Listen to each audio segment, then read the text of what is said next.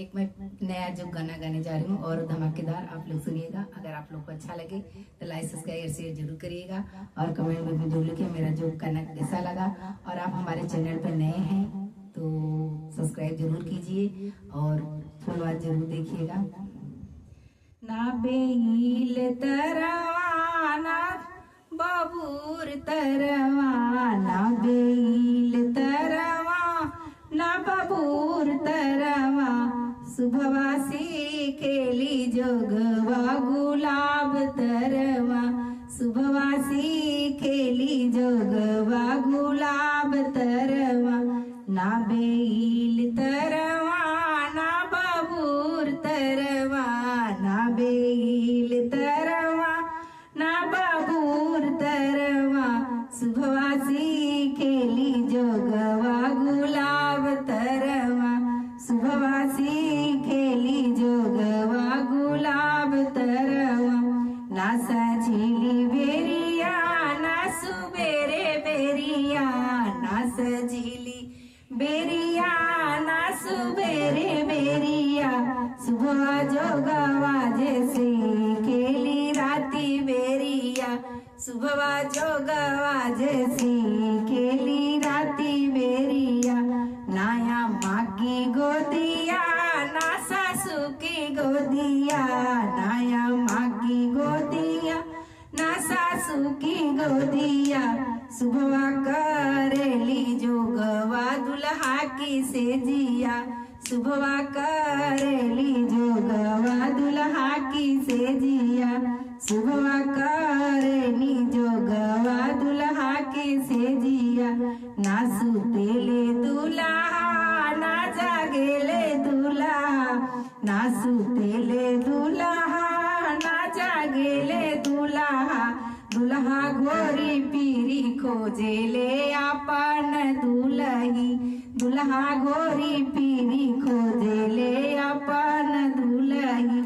ना बेईल तरवा ना बाबूर तरवा ना बेईल तरवा ना बाबूर तरवा सुबह जोगसी खेले जोगवा गुलाब तरवा सुबवासी खेले जोगवा गुलाब तरवा ना सांची की बेरिया ना सुबेरे बेरिया ना साझी की बेरिया ना सुबेरे बेरिया सुबह करेले जोगवा यादी की रतिया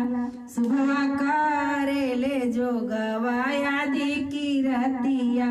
ना भाभी की बुधिया ना गोतिन की बुधिया ना भाभी की बुधिया ना गोतिन की बुधिया सुबह जोगवा से हरेले दुल्हा की मतिया सुबह जोगवा से हरेले दुल्हा की मतिया ना खाएले दुल्हा ना पिएले दुल्हा ना खाएले दुल्हा ना पिएले दुल्हा दुल्हा होरी पीरी खोजेले अपन दुल्ही दुल्हा खोरी पीरी खोजेले अपन सेजिया दुल्हा घूमी फिरी खोजेले अपन सेजिया दुल्हा घूमी फिरी खोजेले अपन दुल्ही दुल्हा घोरी पीरी खोजे ले अपन दुल्ही ना दीदी की मतिया ना ननद की मतिया ना दीदी की मतिया ना ननद की मतिया सुबह जोगवा से फेरे ले दुल्हा की मतिया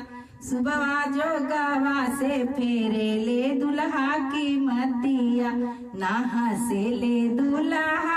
ना रोए ले दुल्हा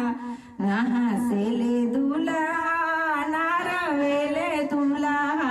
दुल्हा घेरी फेरी खोजे ले अपन दुल्ही दुल्हा घूमी घूमी खोजे ले अपन सेजिया दुल्हा घूमी फिरी खोजे ले अपन सेजिया ना बेईल तरवा ना बाबू बाबूर तरमा ना बेल तरमा ना बाबूर तरमा सुभवा करेली जोगवा गुलाब तरमा सुभवा करेली जोगवा